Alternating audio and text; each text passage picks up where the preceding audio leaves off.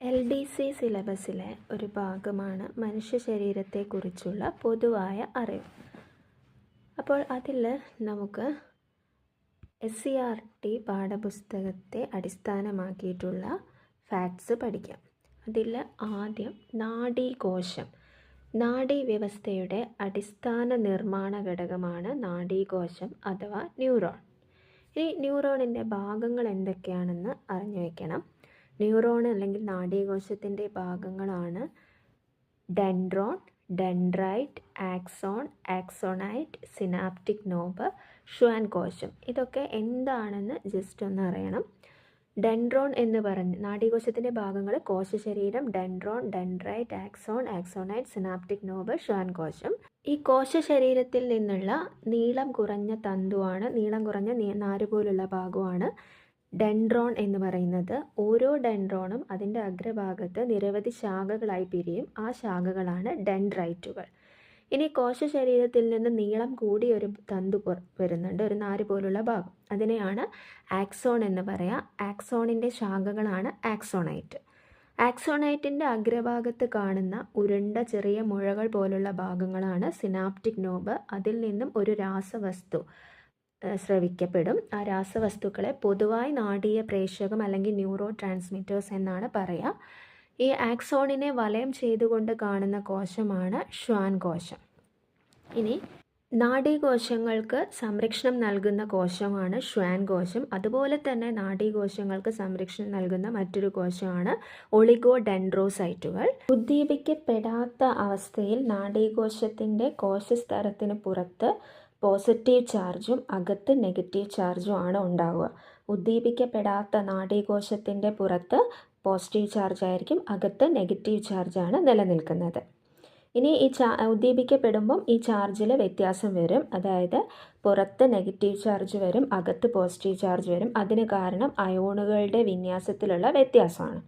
പിന്നെ ഈ നാഡീകോശവുമായി ബന്ധപ്പെട്ട ഒരു ഇമ്പോർട്ടൻറ്റ് ടേമാണ് സിനാപ്സ് എന്ന് പറയുന്നത്. രണ്ട് നാഡീകോശങ്ങൾ തമ്മിലോ നാഡീകോശവും പേശീകോശവും തമ്മിലോ നാഡീകോശവും ഗ്രന്ഥികോശവും തമ്മിലോ ചേരുന്ന ഭാഗമാണ് സിനാപ്സ് എന്ന് പറയുന്നത്.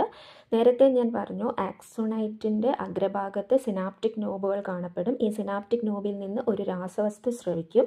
ഈ രാസവസ്തുക്കളെ പൊതുവെ നാഡീയ പ്രേഷകങ്ങൾ എന്ന് പറയും. അതിന് ഉദാഹരണങ്ങളാണ് അസറ്റൈൽ കൊളീനും ഡോപ്പമിനും. അപ്പോൾ അസറ്റൈൽ കൊളീൻ, ഡോപ്പമിൻ എന്നിവ നാഡീയ പ്രേഷകങ്ങൾ അല്ലെങ്കിൽ ന്യൂറോ ട്രാൻസ്മിറ്റേഴ്സ് ആണ്.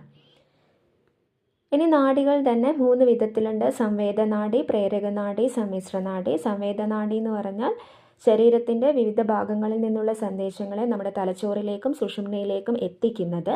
പ്രേരകനാഡി എന്ന് പറഞ്ഞാൽ സുഷുമ്നയുടെയും തലച്ചോറിൻ്റെയും സന്ദേശങ്ങളെ ശരീരത്തിൻ്റെ വിവിധ ഭാഗങ്ങളിലേക്ക് കൊണ്ടുവരുന്നത്. സമ്മിശ്രനാഡി എന്ന് പറഞ്ഞാൽ അങ്ങോട്ടേക്ക് കൊണ്ടുപോയി ഇങ്ങോട്ട്, അതായത് തലച്ചോറ്, സുഷുമ്ന എന്നിവയിലേക്ക് സന്ദേശങ്ങളെ എത്തിക്കുകയും അവിടെ നിന്ന് സന്ദേശങ്ങളെ കൊണ്ടുവരികയും ചെയ്യുന്നതാണ് സമ്മിശ്രനാഡി. ഇനി നമ്മുടെ നാഡീവ്യവസ്ഥയെ രണ്ടായിട്ട് തിരിച്ചിട്ടുണ്ട്. കേന്ദ്ര നാഡീവ്യവസ്ഥയും പെരിഫറൽ നാഡീവ്യവസ്ഥയും. കേന്ദ്ര നാഡീവ്യവസ്ഥയിൽ മസ്തിഷ്കം അല്ലെങ്കിൽ തലച്ചോറും സുഷുമ്നയാണ് പെടുന്നത്. പെരിഫറൽ നാഡീവ്യവസ്ഥയിൽ ശിരോനാഡികളും സുഷുമ്നാ നാഡികളുമാണ് പെടുന്നത്. ശിരോനാഡികൾ 12 ജോഡിയാണുള്ളത്, സുഷുമ്നാ നാഡികൾ 31 ജോഡിയാണുള്ളത്. ഇനി മസ്തിഷ്കവുമായി ബന്ധപ്പെട്ടുള്ള ചില ഫാക്ട്സ്. മസ്തിഷ്കത്തെ പൊതിഞ്ഞു കാണുന്ന അസ്ഥിനിർമ്മിതമായ ഭാഗമാണ് തലയോട്.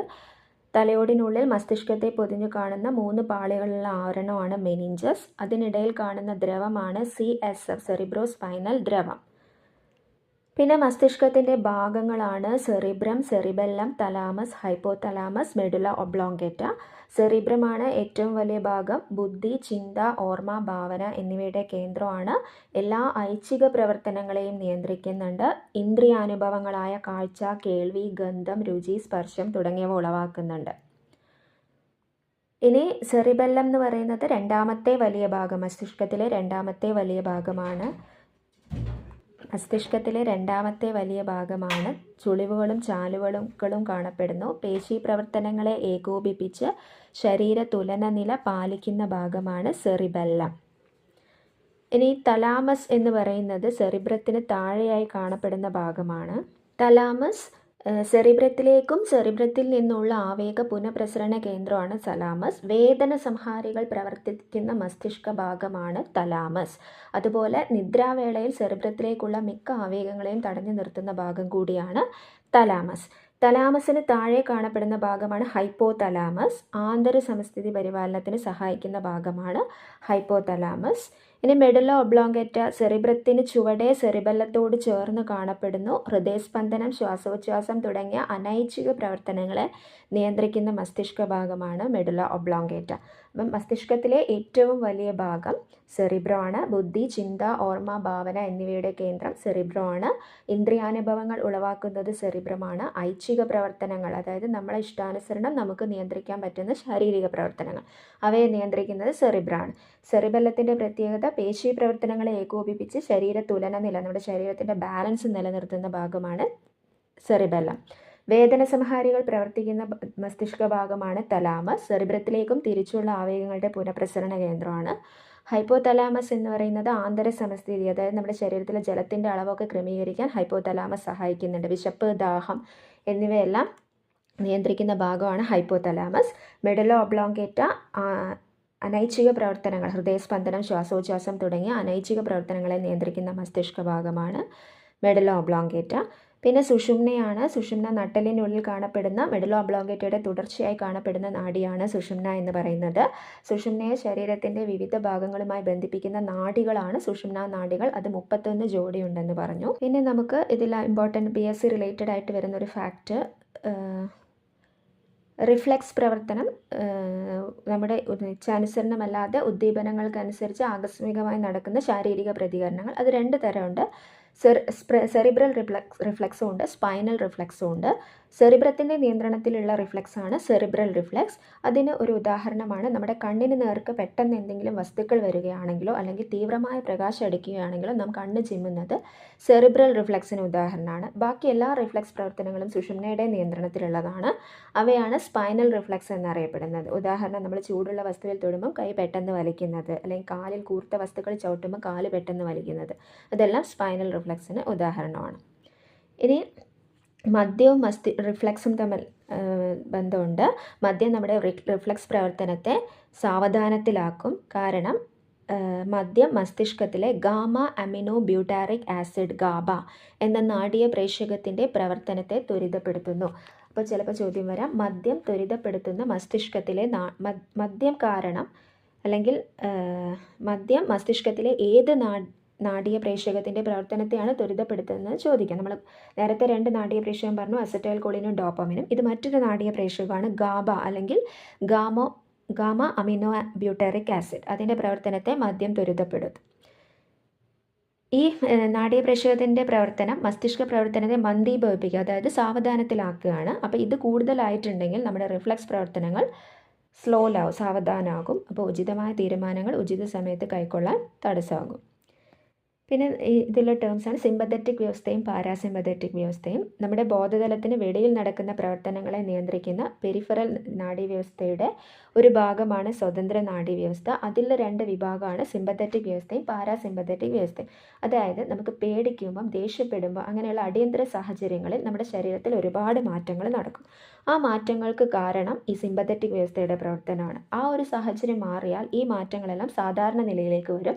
അതിന് കാരണം പാരാസിമ്പത്തറ്റിക് വ്യവസ്ഥയുടെ പ്രവർത്തനങ്ങളാണ്.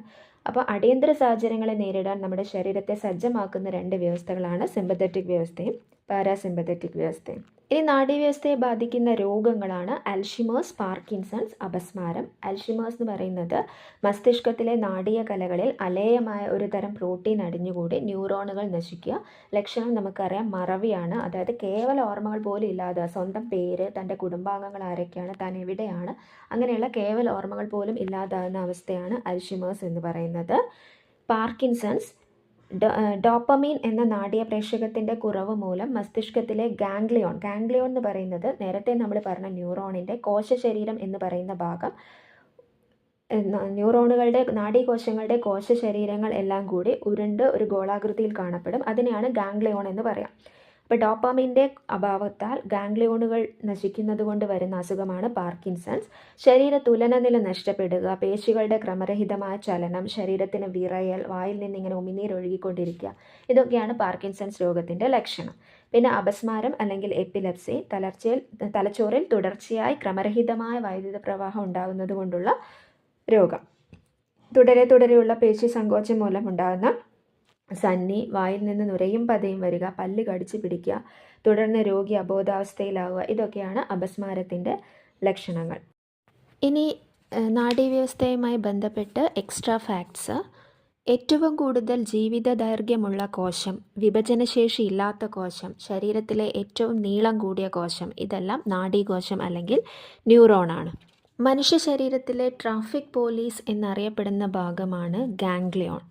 മനുഷ്യ ശരീരത്തിലെ ട്രാഫിക് പോലീസ് എന്നറിയപ്പെടുന്ന ഭാഗമാണ് ഗാംഗ്ലിയോൺ. ഇനി 10ാം ശിരോനാഡി, നമ്മൾ പറഞ്ഞു 12 ജോഡി ശിരോനാഡികളുണ്ടെന്ന്. അതിൽ 10ാം ശിരോനാഡി അറിയപ്പെടുന്നത് വാഗസ് നാഡി എന്നാണ്. 10ാം ശിരോനാഡി അറിയപ്പെടുന്നത് വാഗസ് നാഡി എന്നാണ്. ഇനി നാഡീവ്യവസ്ഥയുടെ തകരാറുകൾ കണ്ടുപിടിക്കാൻ ഉപയോഗിക്കുന്ന മാർഗങ്ങളാണ് CT scan, MRI scan, EEG electro encephalogram. മസ്തിഷ്കത്തെക്കുറിച്ചുള്ള പഠനമാണ് ഫ്രീനോളജി. ഇനി മസ്തിഷ്കത്തെ പൊതിഞ്ഞ് സംരക്ഷിക്കുന്ന അസ്ഥിനിർമ്മിത ഭാഗമാണ് തലയോട്. തലയോട് കപാലം എന്നറിയപ്പെടും. കപാലത്തെക്കുറിച്ചുള്ള പഠനമാണ് ക്രാനിയോളജി.